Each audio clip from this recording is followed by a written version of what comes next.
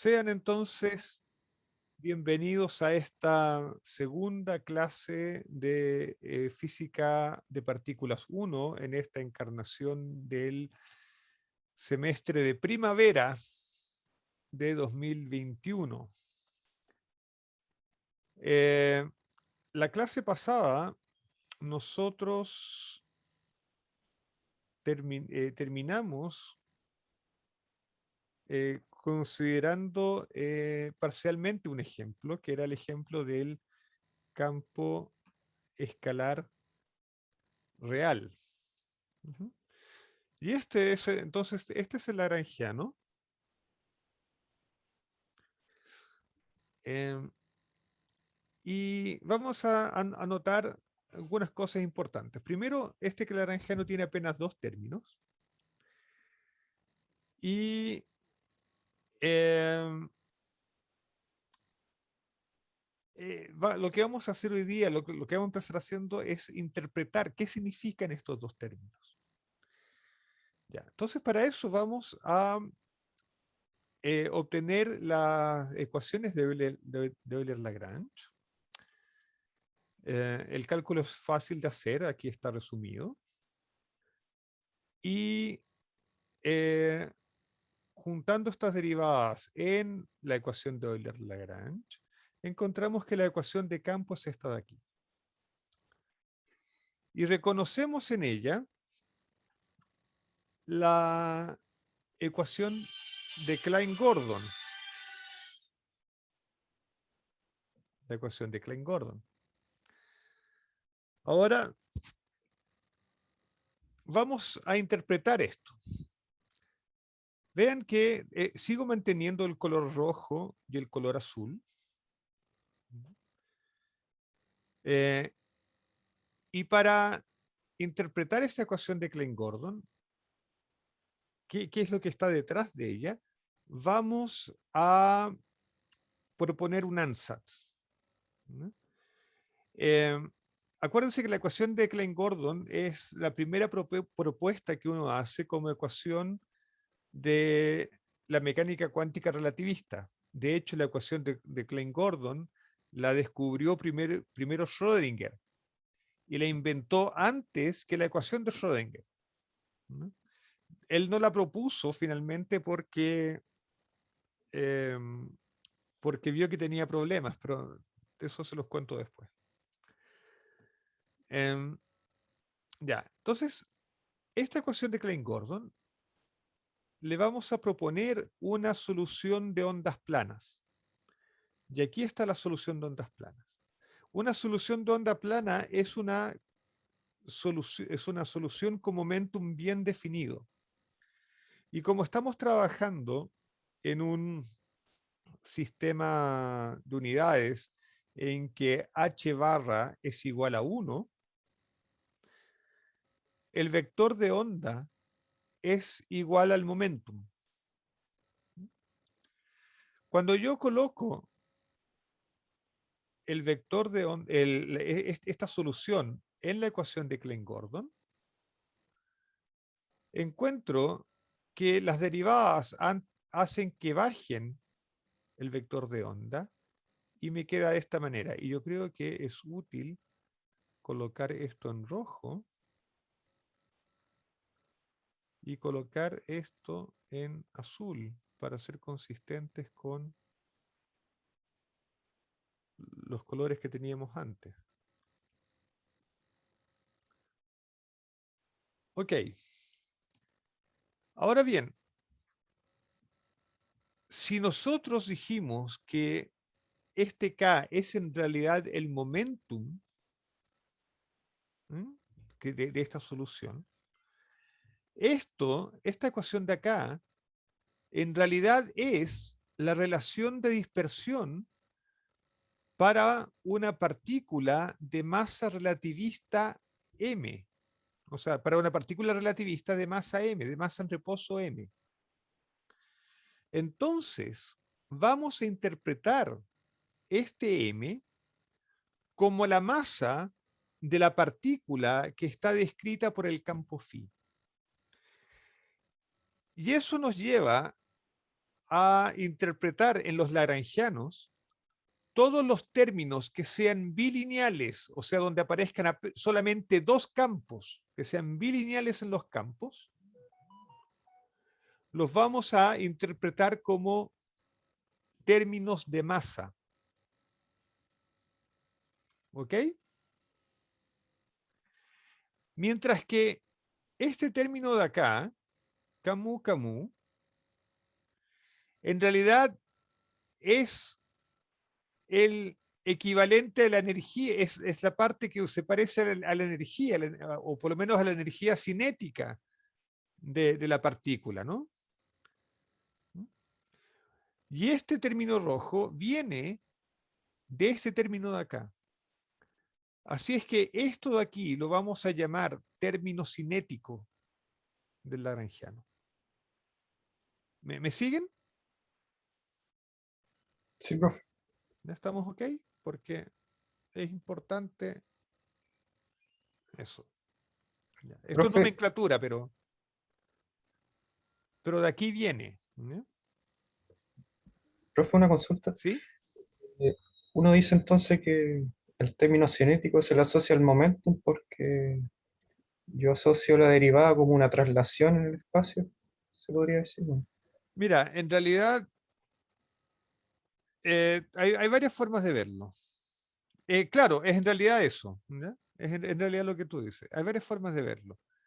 Déjame ir a la pizarra.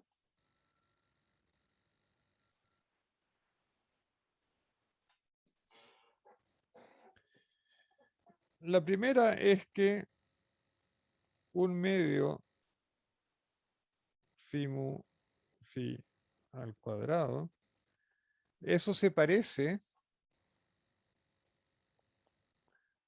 a un medio v cuadrado, o sea, la energía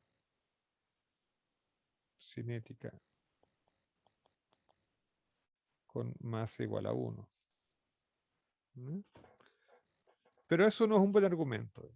Es solo que es sugerente, ¿no? O sea, esto eh,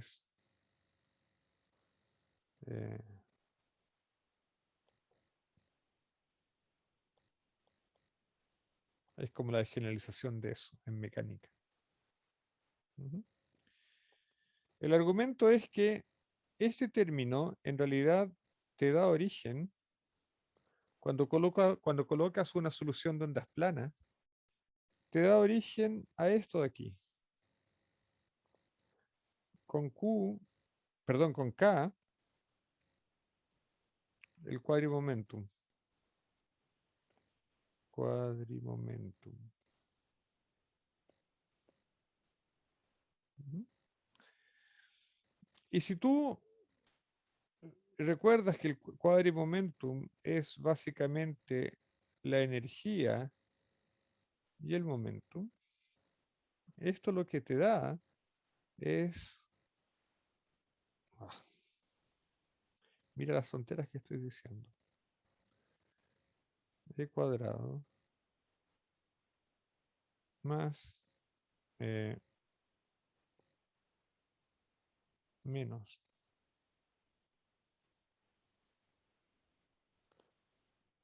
menos p cuadrado.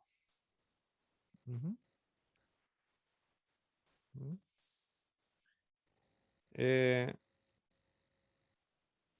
entonces, esta es la parte que tiene la información sobre la energía y el momentum de la partícula. Entonces, eso es lo que hace que uno llame a esto el término cinético.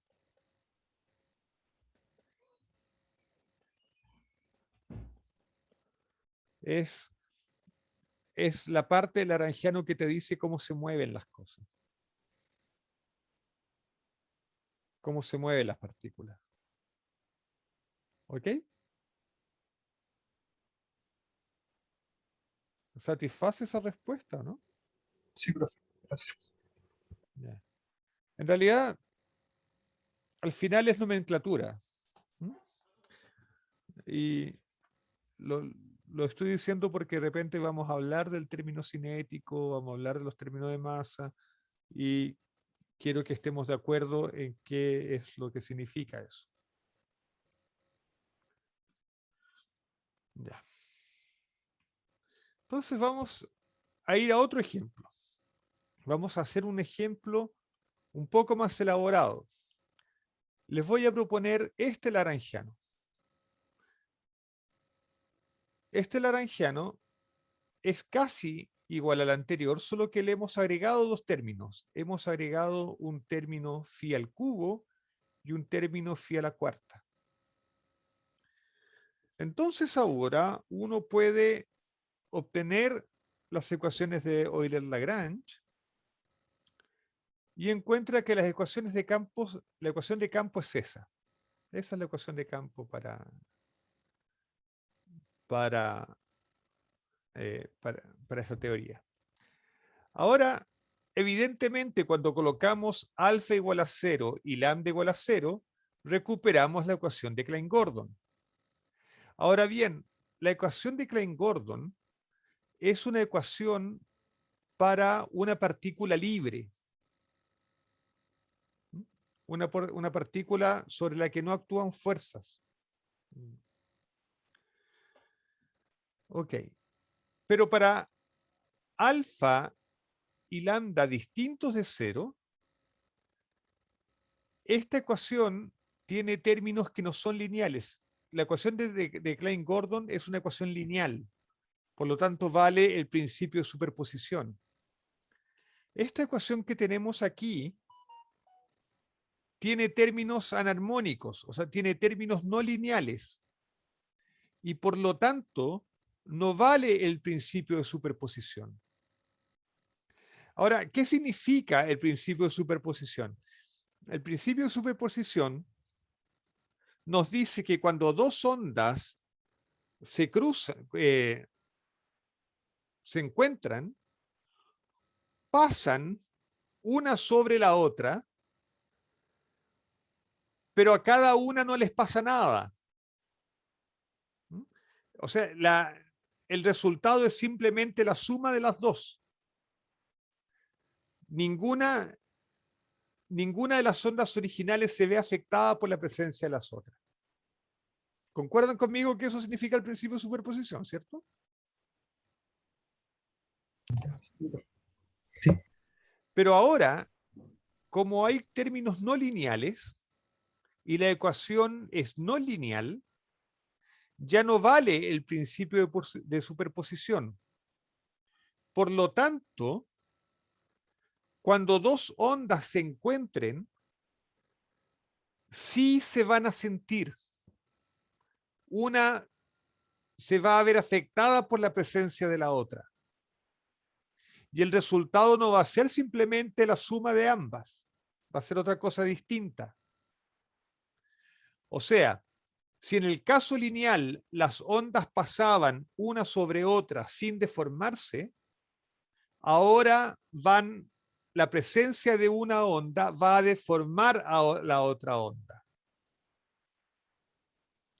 O sea, las dos ondas están interactuando. ¿Ok? Así es que estos términos, los términos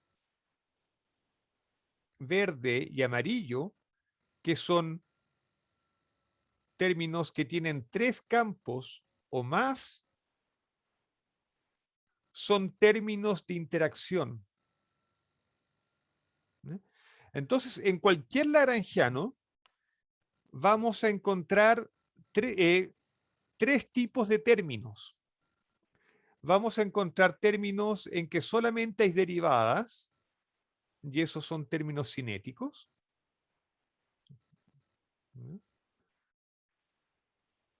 O sea, términos en los que hay dos derivadas y solamente dos derivadas, y esos son términos cinéticos. Términos donde hay dos campos y solamente dos campos, no hay derivadas ni nada de eso, y esos son términos de masa. Y términos que tienen 3 o más campos, y aquí ya pueden haber derivadas, puede no haber, aquí puede haber todo, y esos son términos de interacción. ¿Estamos bien? Todo bien. Ya. Entonces, si estamos ok,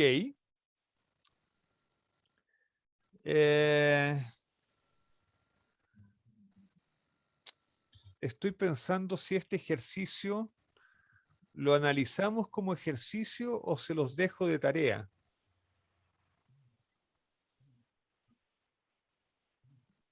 Mm,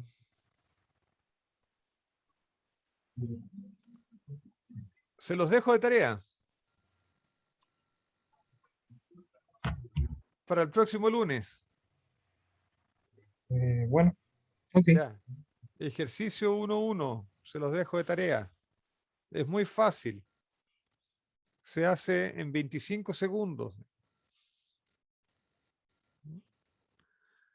¿Mm? Ya. ¿Preguntas? ¿No? profe, yo tengo ¿Sí? una un poco profunda. Eso, o sea, por ejemplo, yendo al contexto de mecánica cuántica normal, ¿eso podría tener conexión con la doble rendija? O sea, que la doble rendija se entienda como una especie de término de interacción que cause ese patrón de interferencia. Ya. Esa es una pregunta complicada porque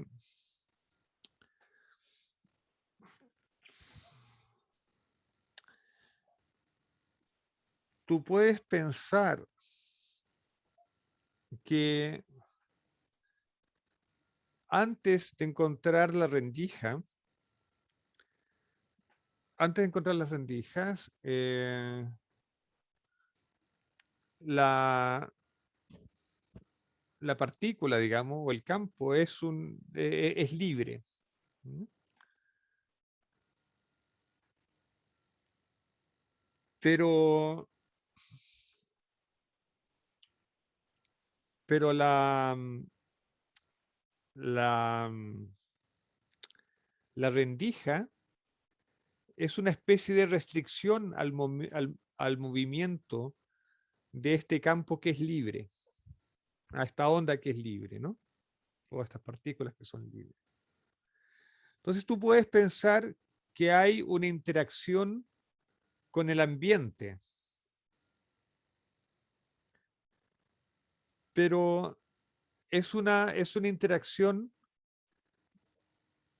en que no hay back reaction, o sea, tú estás viendo la interacción que esa restricción que pones al movimiento de la partícula tiene en la partícula, pero no estás viendo el efecto que produce la presencia del campo, la presencia de la partícula en la restricción, en la rendija. Y en ese sentido, ¿y por qué haces eso? Porque tu rendija es un objeto clásico y tú estás solamente colocando como cuántico la descripción de la partícula que está llegando a la rendija. ¿Ok?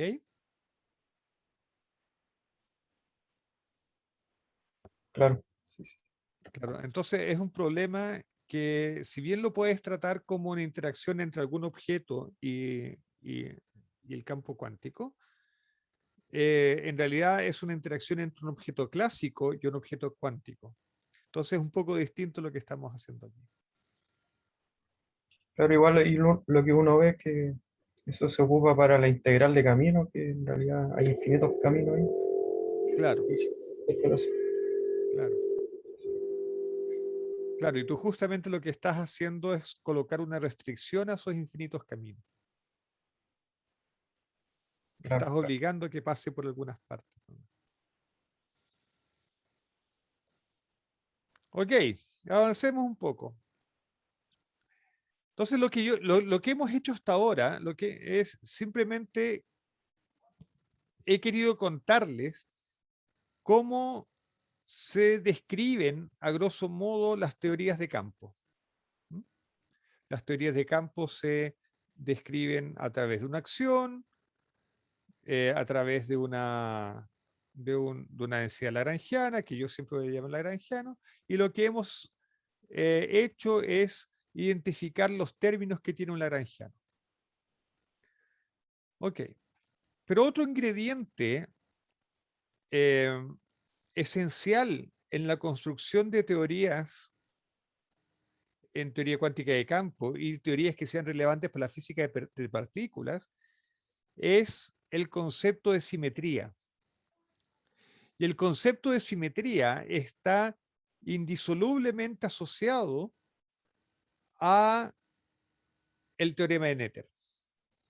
Al teorema de Noether. ¿Okay? Entonces, primero lo que quiero hacer es especificar claramente a qué me voy a referir yo con la palabra simetría. Entonces, lo que voy a hacer es partir de un lagrangiano y voy a hacer una variación de ese lagrangiano. Entonces, aquí está la variación del lagrangiano. O sea, el lagrangiano depende de ciertos campos que yo voy a denotar como phi i. Pueden haber muchos campos, así es que ese i denota, enumera los tipos de campos que puede haber. Y también depende de las derivadas de los campos. Entonces, esta es la variación del lagrangiano. Y yo voy a considerar que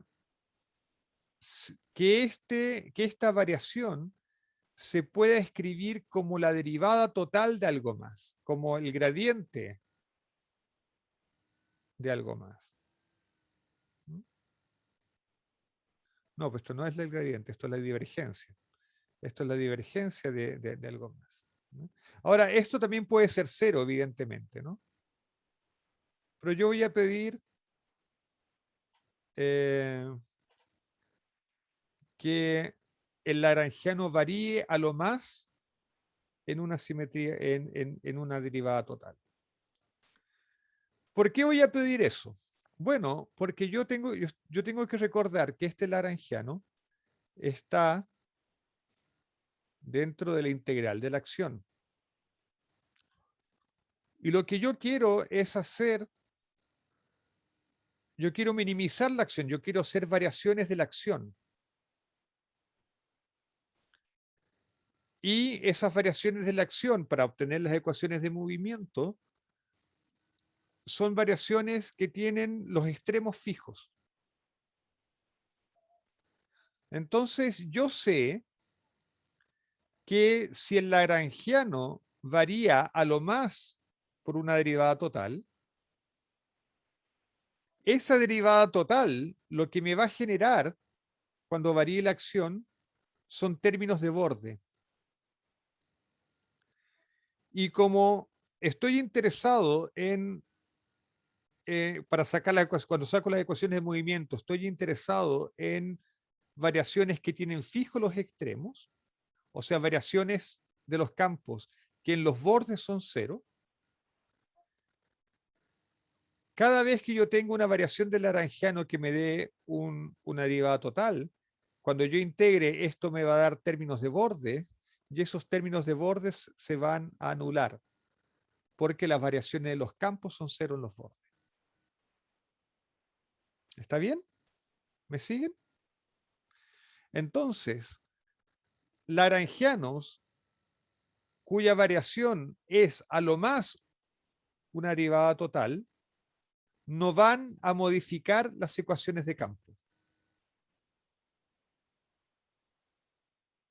De hecho, la variación de la acción va a seguir siendo cero.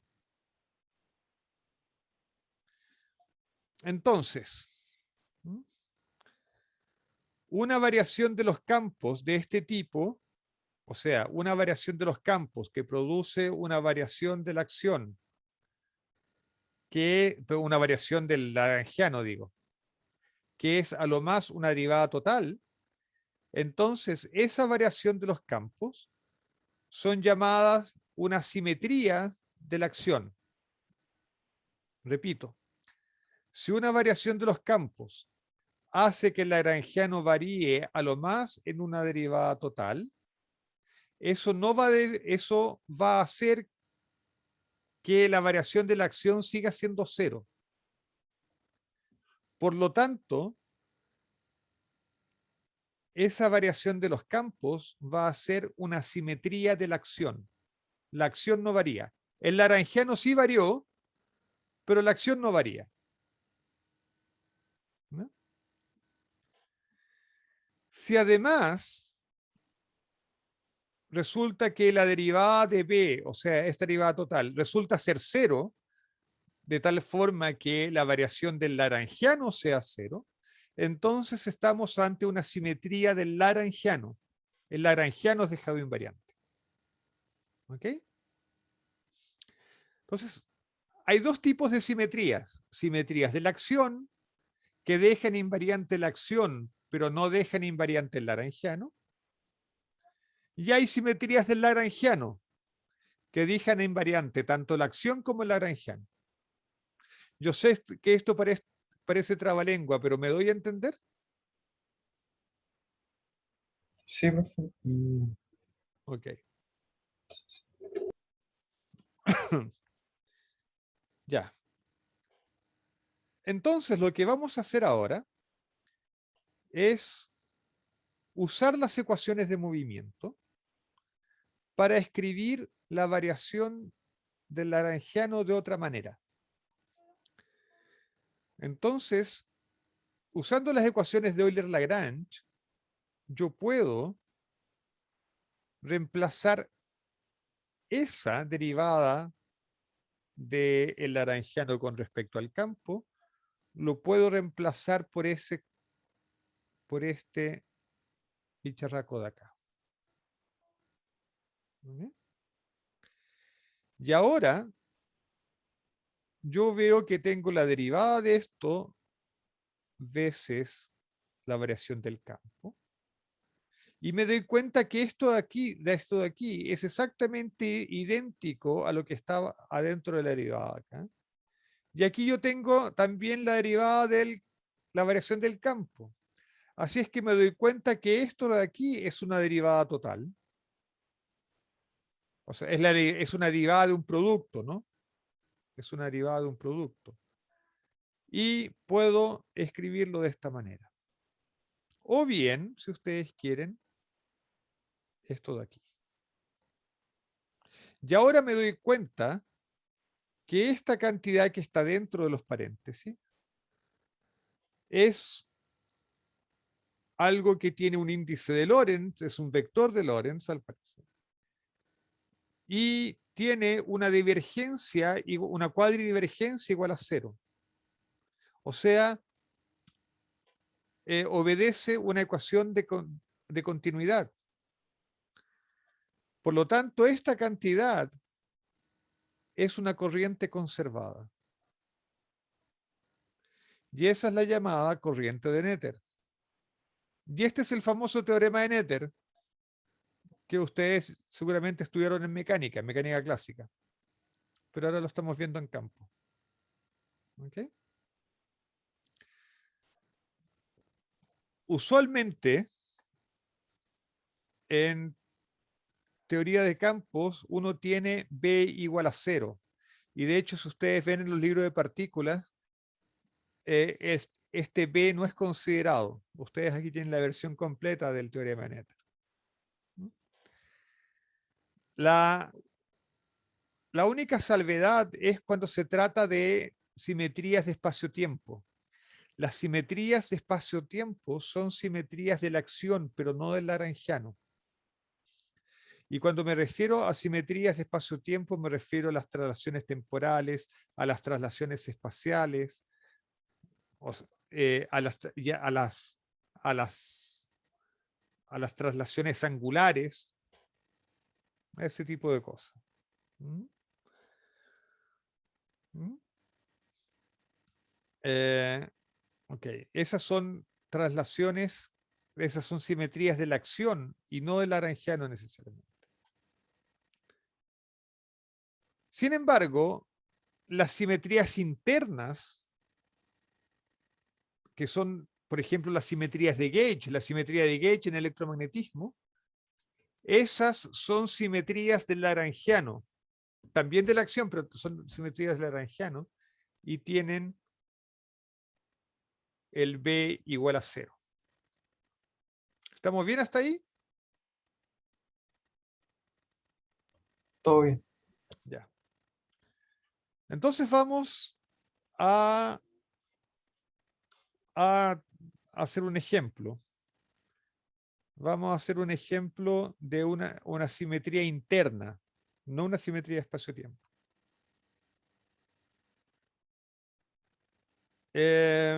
Vamos a considerar entonces este laranjiano, que es el laranjiano que le gusta a Gonzalo, ¿Mm? ¿Mm? ¿Mm? Sin sin los factores medios. Este es un laranjiano para un campo escalar complejo. Y ustedes identifican aquí el término cinético y aquí el término de masa. En este caso, phi y phi asterisco deben considerarse como campos independientes. Eh, ¿Por qué? ¿Por qué se consideran como campos independientes?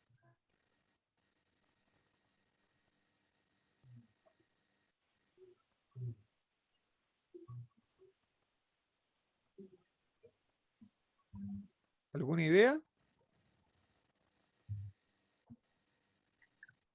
Mm. Quizás sea una razón matemática, pero eh,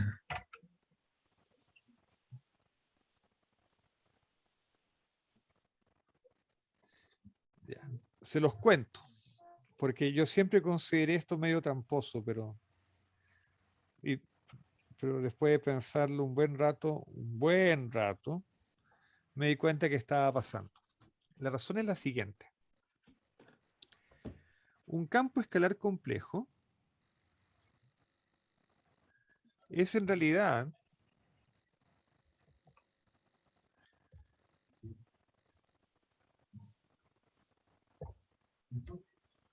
un campo que tiene una parte real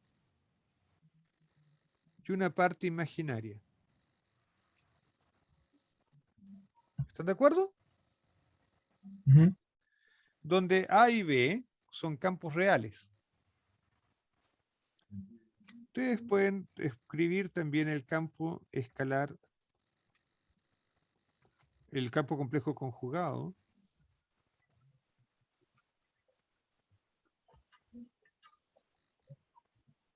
¿Sí?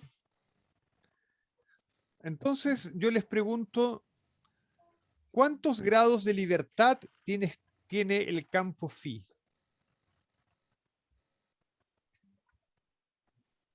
Tiene dos, el real y el...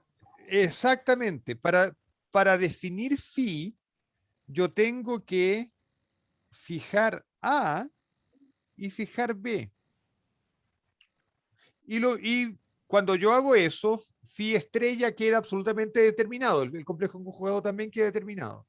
Así es que tengo 2 grados de libertad. 2 grados de libertad. AX y BX. ¿Ok? Entonces yo podría yo podría hacer este reemplazo en el lagrangiano y escribir el lagrangiano como un lagrangiano que depende de A y depende de B y de sus derivadas, por supuesto. ¿Ok? Y aquí están mis dos entradas, mis 2 grados de libertad. Pero yo no quiero hacer eso. Entonces, yo voy a hacer lo contrario. me voy a olvidar de esto y en vez de trabajar con dos campos reales, voy a trabajar con un campo complejo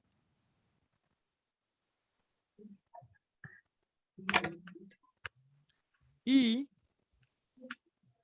su complejo conjugado. Si ustedes quieren, lo que yo puedo hacer es decir AX es phi más phi asterisco medios y BX es phi menos phi asterisco medios. ¿Ok? Pero yo, entonces, ahora tengo la teoría formulada con phi y phi asterisco. Y esa teoría tiene que ser igual a la teoría formulada por A y B. La teoría formulada por A y B, nosotros dijimos que tenía 2 grados de libertad independientes. Si yo escribo la teoría en términos no de A y B, que son los campos reales, pero de phi y phi asterisco, que son los campos complejos, tengo que seguir teniendo 2 grados de libertad. Entonces, eso significa que tengo que tomar phi y phi asterisco como independientes. Es decir, para fijar A y para fijar B, necesito fijar independientemente phi y phi asterisco.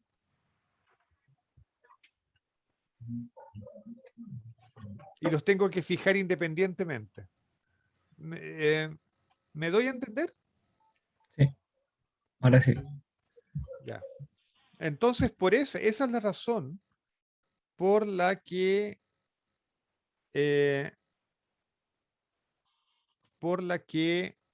uno tiene que tomar phi y phi asterisco como campos independientes.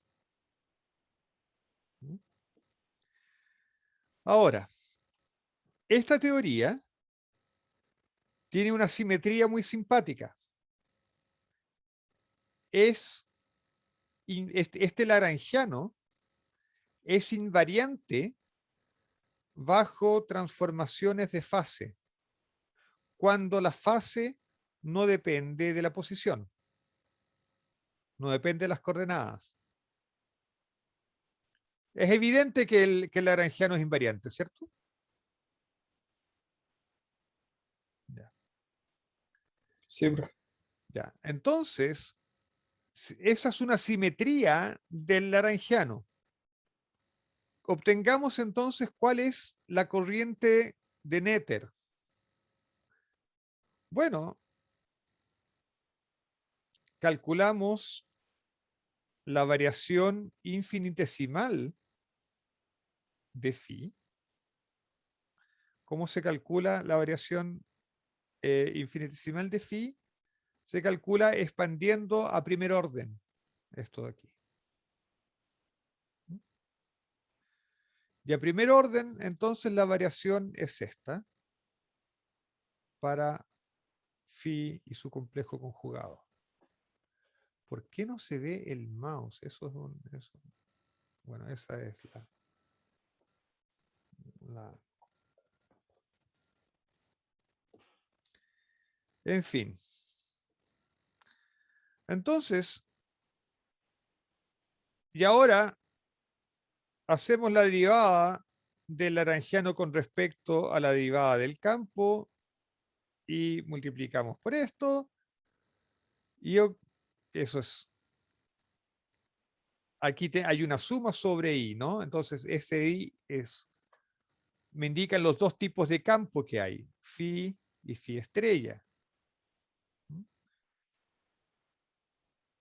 Y cuando hago eso, cuando hago las derivadas de los campos de lagrangiano con respecto a la derivada de los campos independientes, me encuentro que la corriente conservada es esta de aquí. Sí. Como phi es constante, en realidad yo puedo siempre suponer que la corriente conservada es esa. ¿Está bien?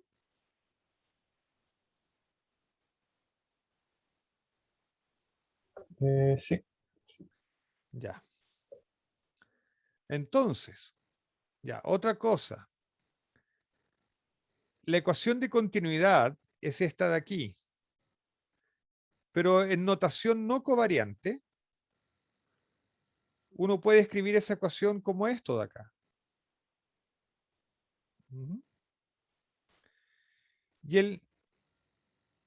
Y J0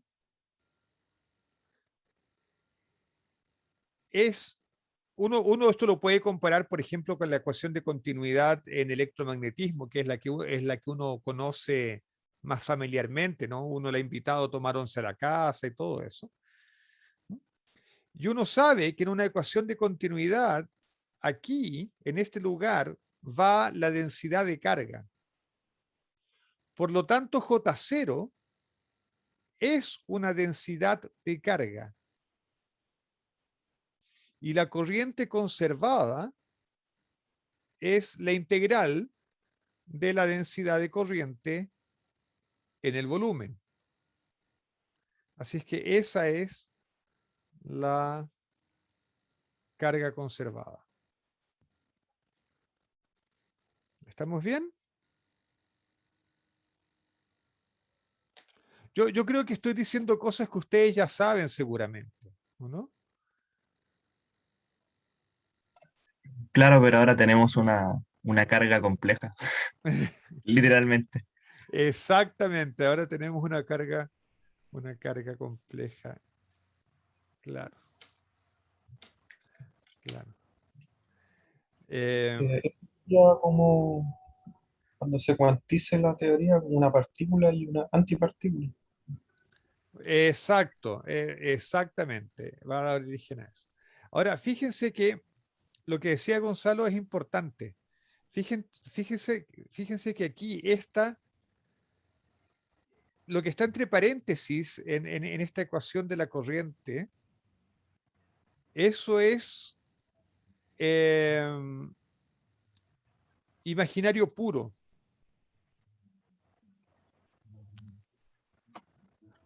Porque es una cierta cantidad menos su complejo conjugado. Así es que esto es imaginario puro, puro. Por eso es que uno coloca este menos i para que la corriente sea real y la carga entonces sea real. Mm. Son interesantes esos detalles. A veces uno no le presta atención y uno no sabe por qué van los factores i o menos i. Pero es esa la razón.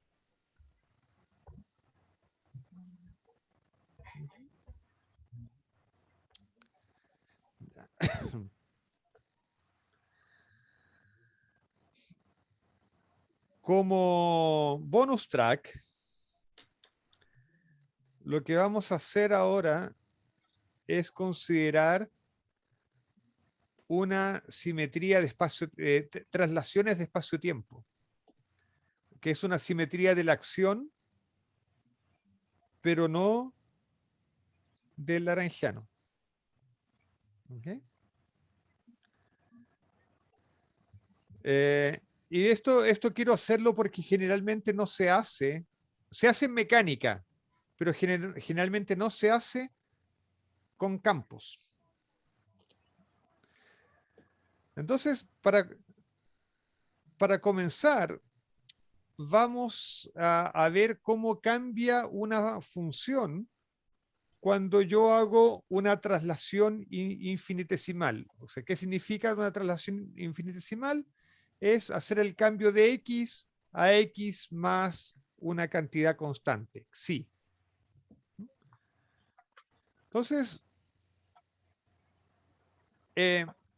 como la traslación es infinitesimal, siempre podemos usar el teorema de Taylor, las series de Taylor, y escribir esto de aquí. F de el trasladado es el F evaluado en el punto inicial más aquello que trasladé por la derivada.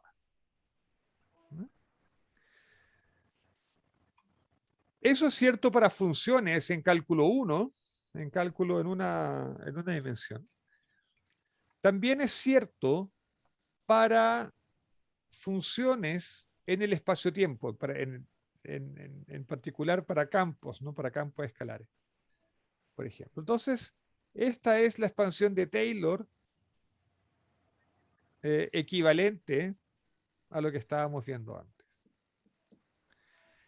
La variación del campo, entonces, es esto de aquí, el campo trasladado, menos el campo en el punto original. Eso es la variación del campo. Así es que la variación del campo simplemente esto de aquí.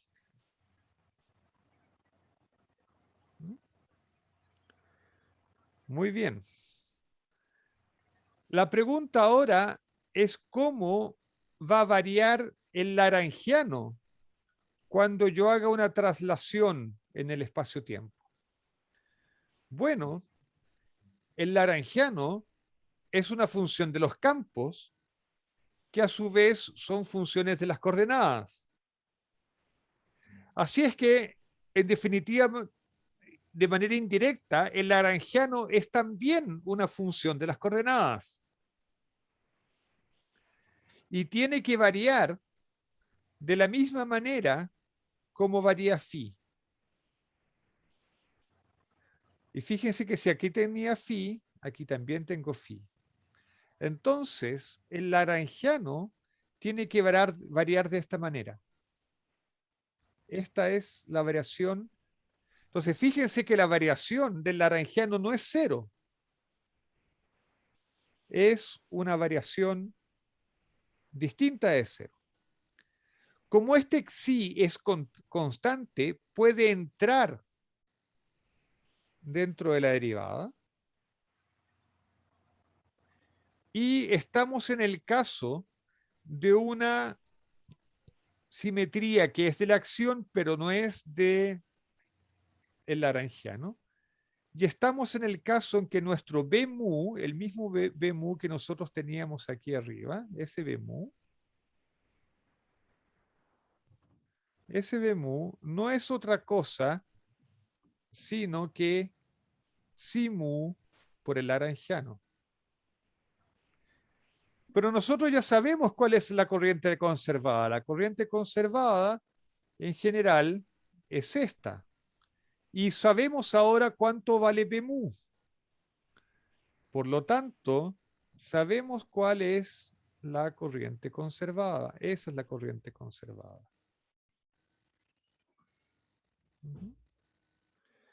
Podemos factorizar por xi y me queda esto. Ahora, como xi es constante, en realidad yo me puedo deshacer de él y la corriente conservada es simplemente esta de acá. Y fíjense que la corriente conservada tiene dos índices, tienen este índice mu y este índice nu. Mu, nu. Así es que mi corriente conservada es en realidad un tensor en este caso. Y ese es el tensor de energía momentum.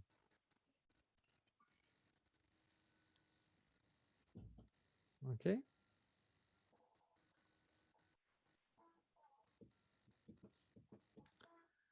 Preguntas, comentarios. Hay un Profe, paso ahí como que... o sea, no, dale no. es que hay un paso como que hay que como colgando, que era la variación entre phi, la variación de phi y después la variación de la densidad lagrangiana. Ya, Como porque uno podía decir que era como lo mismo. Así. ya. Ese es el punto crucial. Entonces voy a ir a la pizarra.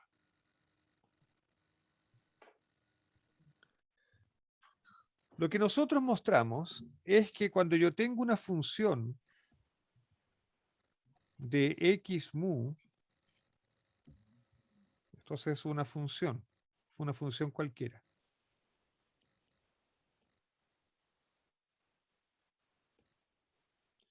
que depende de las coordenadas, y yo hago la traslación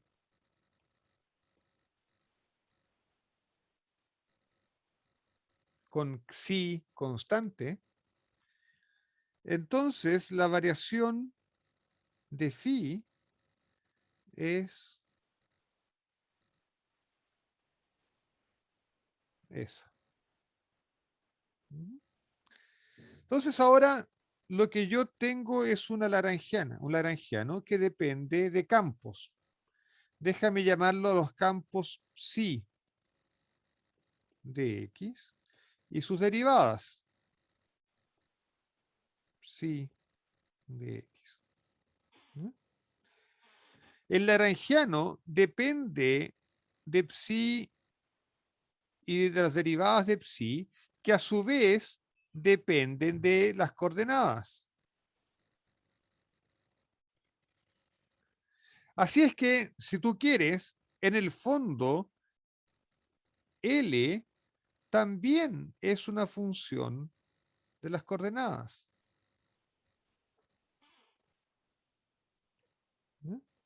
Entonces ahora yo me pregunto cuánto vale L.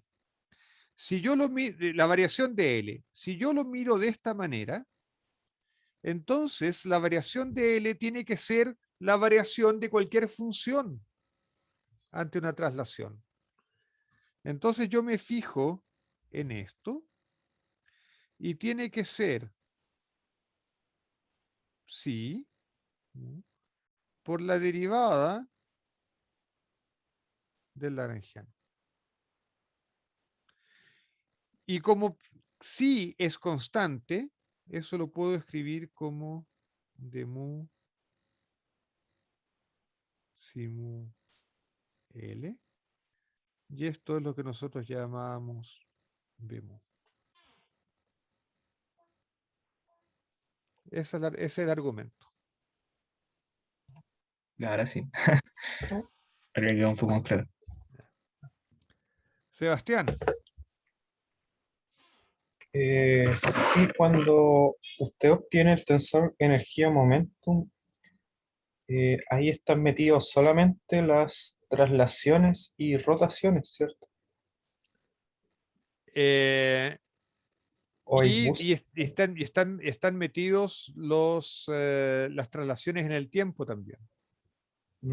Yeah. O sea, están todas las posibilidades metidas. Exactamente. Ya. Sí, es que recuerdo que cuando uno obtiene la cantidad conservada para boost, uno obtiene un objeto de 3 índices, creo. No recuerdo bien. Se Los me olvidó. boosts son un poquito diferentes.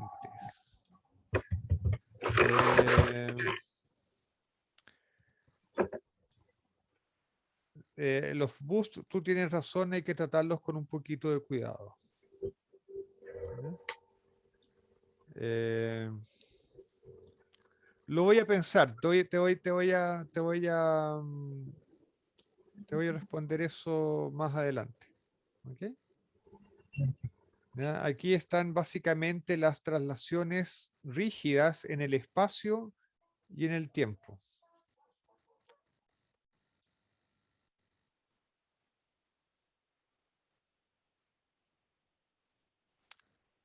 Las traslaciones rígidas en el espacio y en el tiempo.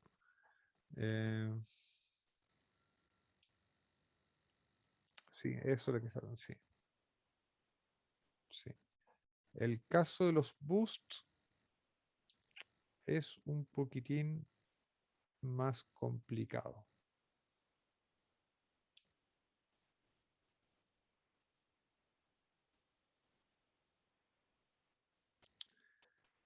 Eh,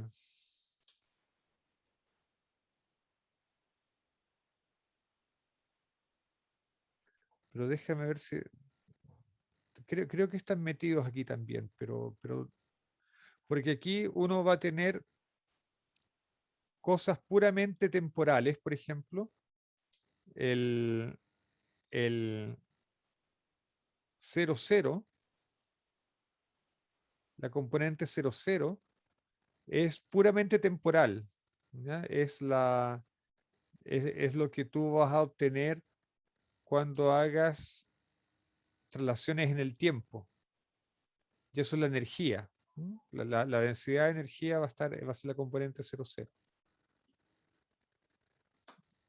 Las componentes espaciales de esto van a tener que ver con el momentum, porque van a,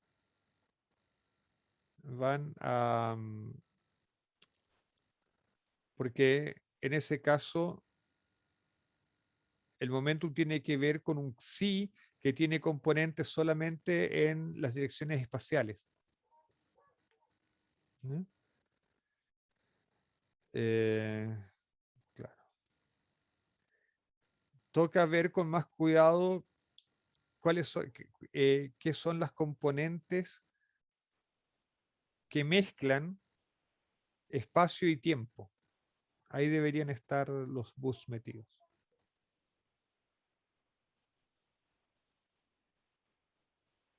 Eso es. Ahora, no hay una única forma de representar estas cosas. No quería verlo eso ahora porque de hecho se me está acabando el tiempo, pero uno puede argumentar que el tensor de energía momentum en realidad tiene que ser un tensor de 4 índices. ¿Ya? Solo que uno puede representar ese tensor de 4 índices como un tensor de 2. Pero eso lo puedo mostrar en otra ocasión. Si quieren, la próxima clase se los muestro de una manera un poco intuitiva. ¿Ok?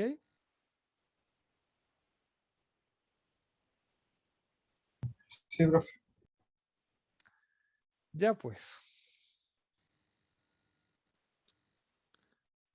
Eso por el momento. Quedamos aquí entonces y la próxima clase comenzamos con teoría cuántica de campos hecha entre amigos, digamos. ¿No? Hecha a lo compadre. ¿Ok? Suena bien. Nos vemos entonces. Que estén bien, cuídense. Oye, profe, nos estamos viendo. Chao. Muchas gracias.